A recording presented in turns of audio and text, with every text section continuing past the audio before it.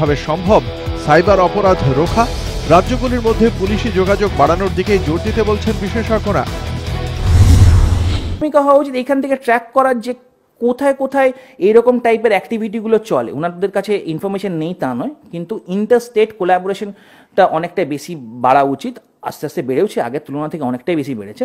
এবং তার সঙ্গে সঙ্গে দেখুন, এই যে হানি ট্র্যাপগুলো যখন করা হচ্ছে না, হানি ট্র্যাপ দুটো ভাবে করা হয় যদি এক্সপ্লেন করা।